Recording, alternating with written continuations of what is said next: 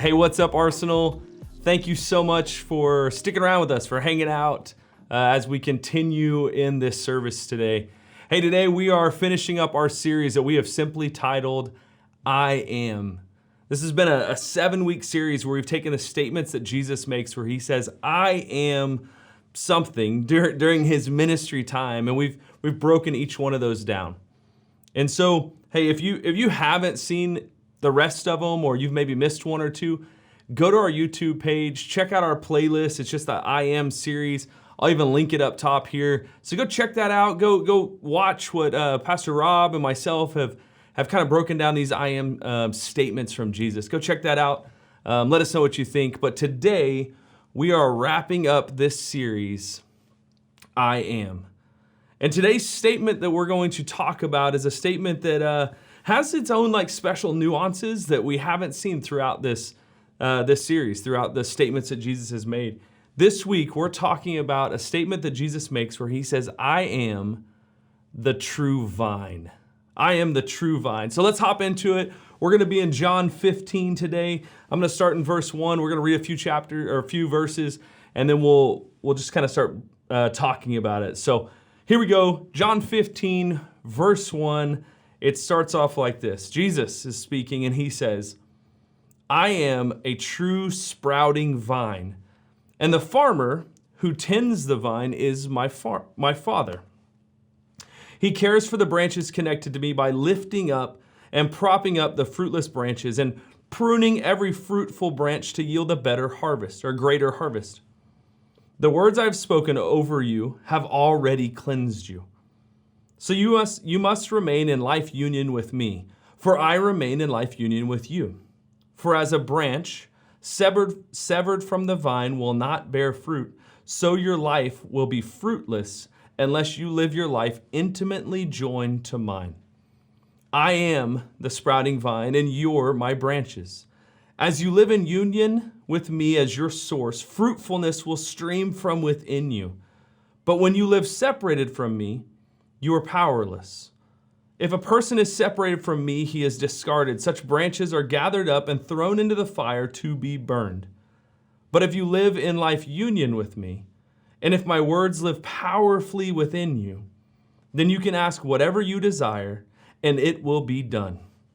When your lives bear abundant fruit, you demonstrate that you are my mature disciples who glorify my Father.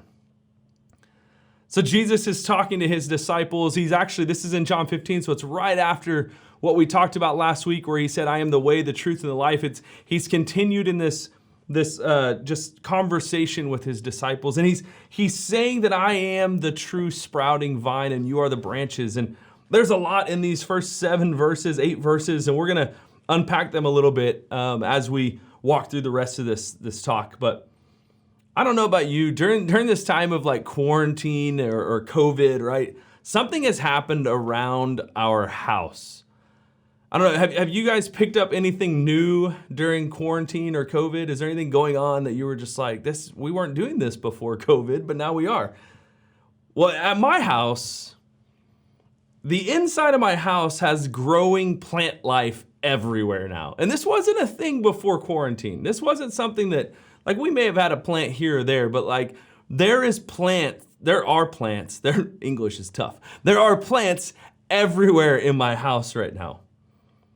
It started with one type of plant, right? And it just like quickly began like filling every nook and cranny, every window seal, every counter space or empty space that we have. There is a plant in a pot somewhere.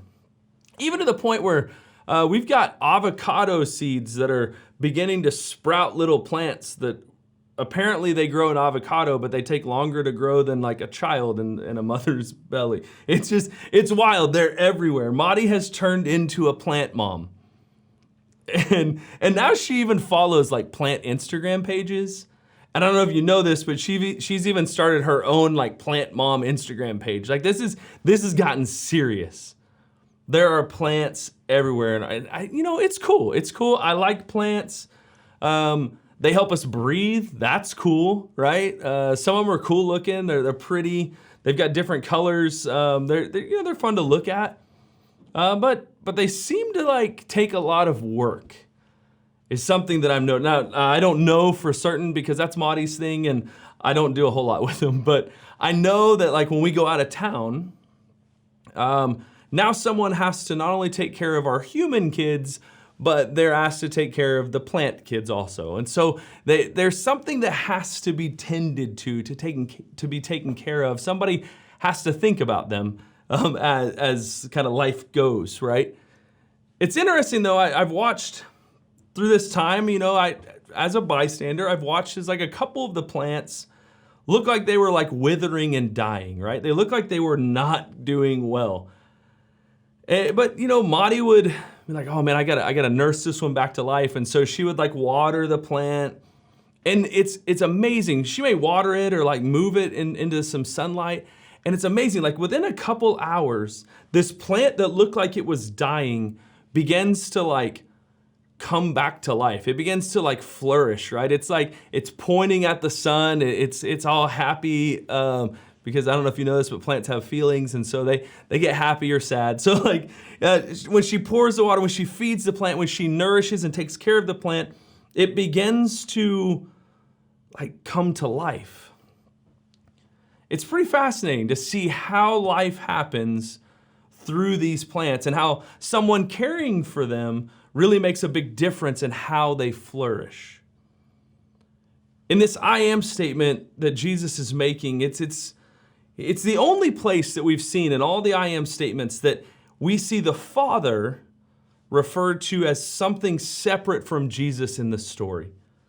Or in this analogy, right? In this breakdown, this allegory. Like Jesus mentions that his Father is the farmer.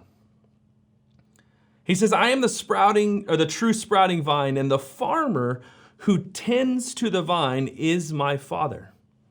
He even tells us how he cares for the vine and the branches, how he goes to nourish them. In verse 2, he says, he cares for the branches connected to me by lifting up and propping up the fruitless branches and pruning every fruitful branch to yield a greater harvest.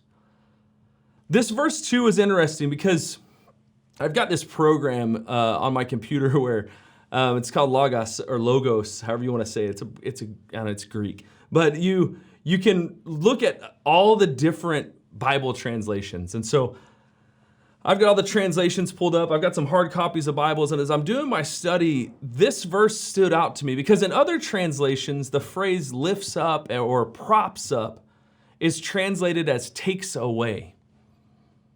It's translated from this word ero, which in Greek, it means to take away, or it can mean to take up, or pick up, raise, or lift up. So it's got these multiple meanings. And I like how in the Passion Translation, the translation that we're reading today, the Passion Translation has translated it in a way where it says the farmer lifts up. It really makes more sense to me in this way than the farmer taking away.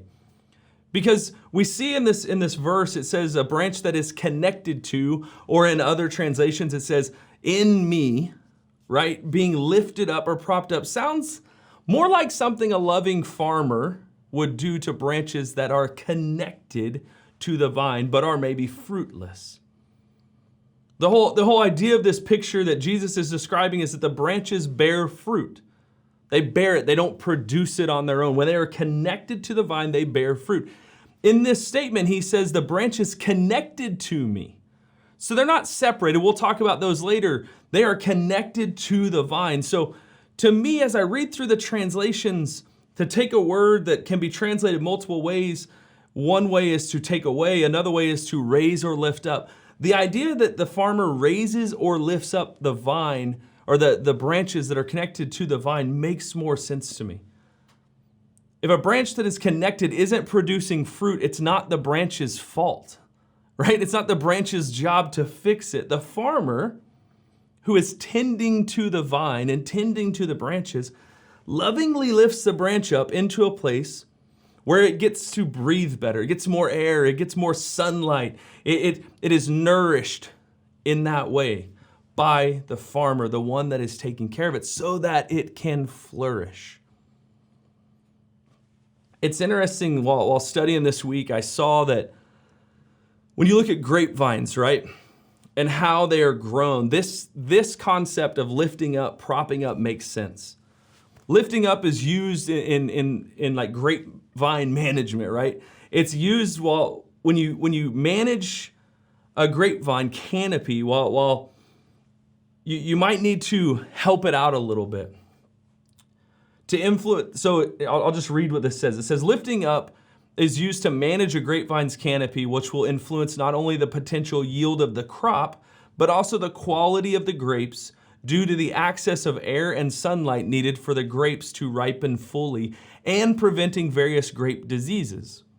In fact, when the Greeks began to colonize southern Italy in the 8th century BC, they called the land Enotria, which could be interpreted as staked or land of staked vines. Growing upwardly, the grapevine is attached to stakes or posts, making sure the branches grow upwardly. They are also dressed and pruned to be positioned in such a way that their fruit would be easily accessible. Because why would we have fruit on a vine if it's not accessible, right? So what happens is if the plant or the vine is not growing well, then the farmer would come in and plant a stake and would feed the vine up the stake to where it would grow in a way where they're not overtaking each other, where it is growing to a place where it gets more air, it gets more sunlight, it flourishes better. So to me, that just makes more sense for our farmer to be doing that. The point of verse 2 is that the farmer sets the branches up in a way that they are connected to the vine so that the vine's fruit can be produced through those branches in the most fruitful way. It's on the farmer and it's on the vine to ensure the branches are producing fruit, not on the branch to be a better producer of fruit. When we think about this theologically, I love how Jesus is laying this out. When you are connected to me, Jesus says, when you are dependent on me, when I am your source, fruit is produced through you. You bear my fruit. A branch doesn't try to be the better branch. A branch just stays connected to the vine so that it gets the source of life so that fruit can then produce through the branch. It's not on the branch to do the work. It's just on the branch to be connected to the vine. Here's how I see this verse for me and you. I believe what Jesus is saying is the farmer, his father, who is love, we know this, the farmer, our father is love. He does the lifting up, he does the propping up, and he does the pruning to where the branches are more fruitful. The way I see this is I see this as the healing process that the Father may have to do with each of us as we're connected to the vine. Because there are things in our lives that we have been taught, we've been told, or things that have been done to us that although we might be connected to the vine, to the source of life, we may not have the strength to even hold ourselves up to produce the fruit or to bear the fruit. So the farmer comes along and lifts up those of us that are weighted down and stakes us into a place where we might have a different perspective of who we are and what we are capable of doing. The farmer lifts us up and he prunes the scarred parts of his branches. He doesn't leave us to wilt and die, but lovingly and gently places us in a place where we can grow and fruit can be produced through us. When I look at this picture of a beautiful, loving farmer, I get the idea that he truly loves tending to his branches that are connected to a vine. The pride that he takes in what is happening here is loving. And when a branch is not producing fruit, the entirety of Scripture wouldn't make sense if we just said, oh, you're not producing fruit, and the farmer just takes us away and says, you're not good. The entirety of Scripture that doesn't make sense. Paul would be in complete contrast with Jesus because he says it's not by our works, right? It's by what Jesus has done that we are who we are. So in this analogy, in this allegory, in this story, I believe what we're seeing is Jesus laying this out that, hey, just stay connected to me. And my Father is going to prune you, and he's going to lift you up, and he's going to set you up, and he's going to lovingly place you in a place where you can flourish so that my fruit can be produced through you. And we're going to talk about what that fruit is in a minute, but I want to point out that if maybe you're a branch that you feel like you can't produce fruit, or you've been hurt and you don't want people to even come close to you or take the fruit from that branch, know that the Father understands that. He's patient and he is lovingly setting you up in a place where you can heal so that fruit can be produced through you. Verse 3, he continues this thought process with a very different statement to his disciples. He actually says, the words I've spoken over you have already cleansed you. That word cleansed is actually the same word as pruned in the verse before. It's the same word that Jesus is using for pruning, but it's in the past tense. He's saying that my words that I've spoken have already cleansed you. The word, Jesus, that is flesh in person, and the language of Jesus that he speaks is how the Father has prepared and set us up for fruit bearing. You see, he's saying that you are already pruned, you are cleansed, you are perfect, you are set up and ready to bear good fruit because that is who you are. Many times in Christianity or in teachings that I've heard, this idea doesn't come across for some reason. I've heard multiple times, right? Like, we will know them by their fruit, right, Chad? We will know them by their fruit, which typically is referencing if a person is a good Christian or not, right? If we think that they're being a good Christian or not. And generally speaking, it's been my experience that the person making this statement is saying that someone is not a good Christian because of some sin or behavior in their life, or they don't do enough for their church that they attend, or even worse, they don't attend church at all. But in these scenarios, we're putting a lot of emphasis on a branch's ability or inability to produce its own fruit. Or making the statement that this branch isn't good enough to produce fruit. So in my experience, we see this as some of these translations have decided to see it, right? We cut them off, or better yet, we tell people that God has cut them off, that they weren't a good producer of fruit, and they can't produce fruit with that scar or that problem, and so they're taken away. But as I read this, I think that is literally the opposite of what Jesus is telling us. It's the opposite of what I see from Jesus. The farmer does the work to set the branches up to produce the fruit that the vine is producing through the branches. If you've ever been told that God can't use you or you're not good enough, you're not a good enough Christian to be used, that Jesus had a lot, I think Jesus had a lot to say about that. And not the least of which is you are cleansed. You are pruned already by the words that I've spoken over you. You are set up and you are ready to bear good fruit. Don't let anyone tell you that you, as a branch connected to the vine, aren't someone who can bear fruit. Because I'll tell you, there's been people that in my life that I've been told that, we'll know them by their fruit. And then when we say no, but look at their fruit, it's not the right kind of fruit to that person, because that person is just making statements that I don't like how they do this, or I don't like this about them. But that doesn't make them a bad Christian. They're connected to the vine, the branch is connected and the fruit is flowing through them. I'll know them by their fruit because I get to see it. And we're going to talk about what Jesus' fruit is that flows through us right now. Here's how he says this happens, how fruit flows through us. In verse 4, he says, you must remain in life union with me, for I remain in life union with you. For as a branch severed from the vine will not bear fruit, so your life will be fruitless unless you live your life intimately joined to mine. I am the sprouting vine and you are my branches. As you live in union with me as your source, fruitfulness will stream from within you. But when you live separated from me, you are powerless.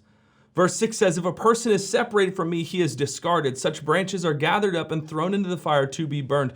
But if you live in life union with me, and if my words live powerfully within you, then you can ask whatever you desire and it will be done.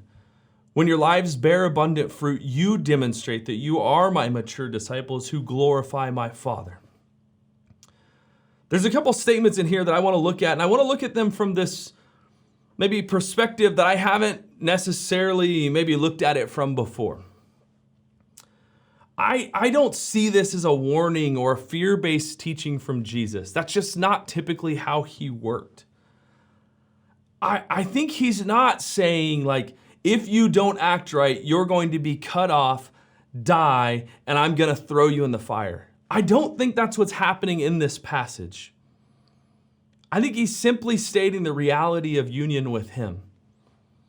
When you're united to him, he says, I am the vine and you are the branches. I am your source of life, and fruitfulness streams from within you. You can't produce fruit on your own, but when you're connected to me, fruit is produced through you. I think what he's stating, especially in this verse 6, he's stating that in life, if a person is separated from the source of life, it has no choice but to be dead. That's the only other option. Life itself, I believe what he's saying is it says that it gets gathered up, right? That if a person is separated from me, he is discarded. Such branches are gathered up and thrown into the fire to be burned. I think what he's saying is life itself, the world that we live in, gathers up and throws people into the fire to be burned. Why? Because apart from life, there's only death. And you have no power to produce anything if you're separated from the life source. So if you're connected to the vine, you have a purpose. You're a branch that is producing fruit. But separated from the vine, your purpose is now at the hands of the world. When we look at trees or we look at vines and there are dead branches on the ground because they are separated from the source, right? When a branch is connected to the tree or connected to the vine, then the roots are pulling in nourishment and it's flowing through, and leaves and fruit are coming through the branches, right? But when the branch is separated from the tree, it has no source of nourishment, so it's just lying on the ground without much purpose. So what happens, I think what Jesus is saying here is branches that aren't producing fruit, that aren't bearing his fruit because they're not connected to him, can be used for something else. They're used for firewood. They're burned up to be useful in another way to people around us. The world, when you're apart from the source of life, is going to find some way that you bring value to the world. Under our own power, we try to produce, and it just wears us down, right? We've seen this in life. When I try to produce, when I try to do things right, I try to do things good, it wears me down. We find no life or real satisfaction there. I think what Jesus is saying here is you're either going to bear fruit by being plugged into me, or if you're unplugged from a source of life, the source of life, this cruel world is going to scoop you up and use you as firewood. But if you live in life union with him and his words, I love this part where he says his words live powerfully within you. What does that mean? That you believe what he says about you. By the way, what's abiding in him means is just believing what he says. Believing what he says about you and trusting Jesus with you. Then you're plugged in and you receive all that he has for you and for those around you, because what good is fruit on a branch for the branch? It's not. Think about it. A branch doesn't produce fruit for itself. A grapevine doesn't produce grapes to please itself. No, fruit is produced as some type of nourishment for others. I love grapes. I love to eat grapes. Grapes are taken and smashed and made into wine, which is a great, drink that if you're an adult, you maybe partake occasionally. It is nourishment. Medically speaking, it's even good for you, right? Like these things are nourishment to our bodies. So if we are branches producing fruit, what is that fruit for? Well, Jesus is talking about that, and he says that here. He says that you're going to produce nourishment for those around you. And if you're not connected to me, they're going to find your own purpose, and it's probably going to be firewood because they don't know what else to do with you because you're not connected to this life source, and the world is cruel and going to burn you up. So he goes on to say these words. I love each of you. This is verse 9. I love each of you with the same love that the Father loves me. You must continually let my love nourish your hearts. If you keep my commands, you will live in my love, just as I have kept my Father's commands. For I continually live nourished and empowered by his love. So what is the life source here? What is Jesus saying? Jesus is saying that Jesus' love, just like his Father's love, is a life source and nourishment for him. Jesus' love is a nourishment for you and I. We are being nourished by his love. My purpose for telling you these things, he says in verse 11, is so that the joy that I experience will fill your hearts with overflowing gladness. So this is my command. Love each other deeply as much as I have loved you. For the greatest love of all is a love that sacrifices all. And this great love is demonstrated when a person sacrifices his life for his friends. You show that you are my intimate friends when you obey all that I command you. I have never called you servants because a master doesn't confide in his servants, and servants don't always understand what the master is doing. But I call you my most intimate friends, for I reveal to you everything that I've heard from my Father. You didn't choose me, but I've chosen and commissioned you to go into the world to bear fruit, and your fruit will last, because whatever you ask of my Father for my sake, he will give it to you. So this is my parting command. Love one another deeply. You see, in this passage, Jesus is explaining that the nourishment that we receive is the love from Jesus for us. When we're plugged in as the branch into the vine, we are being nourished by his love, just as he was nourished by his Father's love. So the fruit that is produced through us is just an extension of that love. It's the same love that nourishes us to be used in order to nourish others through us. So how do we abide in the vine? We literally allow Jesus to love us. That's all he's saying. You allow me to love you, and my love will nourish you. It will be your life source. You will live in that. And because you are being nourished by my love, that love will produce through you fruit that others might partake of and experience my love. You see, the branch is the way that Jesus is connecting to people through us. We are his plan. The vine produces fruit through a branch so that that fruit, his love, an extension of his love, can be taken and partaken and used and eaten and it can nourish someone. His love in the form of fruit through us is nourishing to those around us. So how do we abide in the vine? Jesus says it. We literally allow Jesus to love us. We believe what he's done for us. We believe what he has said about us. And when we do that, we realize that those around us need the nourishment of that love that can now flow through us because we are being loved and connected. We've seen this. We love because he first loved us, right? He says here that the greatest love is that a friend might lay his life down for another. as his love, and we see it at the cross. He lays his life down for us so that he can resurrect to give us new life. He does that, and what he's saying is that love will flow through you, and now you can be available to others so that they might experience my love through the fruit that is being produced through you.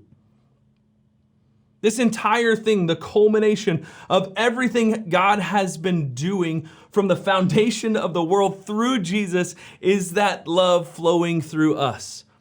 It is the culmination of it all. It is this river of love that goes, the farmer tends to his vine and branches. The love is the nourishment. The love of the Father is the nourishment that nourishes the vine, or Jesus. And then Jesus' love is the love that flows through the branches, that produces the fruit that nourishes those around us. It is all love. It is Jesus' love for us that produces love through us for those around us. In fact, we are now how the world receives the nourishing love of Jesus. And his parting command in this passage to his disciples, and I believe through his disciples as an extension to us, he says this: love one another deeply. Arsenal, today, know that you are loved. The way that we do that is we trust and we lean into Jesus' love. We live as that connected branch, trusting the love of Jesus for us. You see, because in that ecosystem, guilt and shame don't exist, because his love nourishes us and shows us who we are and whose we are. It reminds us how much we are loved and what he can do in and through us. What our purpose in this life is to love those around us. But we can't do that on our own. We've seen it, because unplugged from Jesus, we become firewood. And the only way people know how to love us in that is to use us by throwing us in a fire. And that's how they experience the love that maybe we have to offer them. They throw us into a fire so that we might create warmth for them. But the reality is, in that, we're burnt up, we're hurt, we're abused. But what Jesus is saying is, when you stay plugged into me, my love through you is what will nourish the world around you, what will show people my love for them. It will flow through you, and they won't be taking from you, because they'll be taking fruit that I'm producing through you. So you're still plugged in. You're still receiving that nourishment of my love for you. The only way to love others well is to stay connected to the love of the vine that nourishes us and sets us up to produce the fruit that they really need in their lives. So today, know that you are loved. Loved, so loved by Jesus, so loved by the Father. Lean into that beautiful truth. Stay connected to that truth. If nothing else, stay connected to the truth that you are loved by Jesus. Allow the Father, the farmer, to heal you and lift you up to a place where this might ring true to you. Maybe you're weighed down by things in life, by stuff going on. Allow the Father's love to lift you up to where you can hear and experience the words that Jesus is speaking to you, where he is telling you that he loves you. May that be a place where the Father lifts you to, where you can hear and see that true love for you. It's not on you to heal yourself or make yourself a better branch today, tomorrow, or ever. It's never on us to make ourselves better branches. You get to be connected to a vine by abiding in a love that is your only true source of life. When we do that, we can then love one another deeply, just as Jesus has commanded. We say this almost every week. I say this when I end a sermon. But the reality is, this passage tells us exactly this. Arsenal, go love well. It's truly who you were made to be. I love you. We'll see you next week.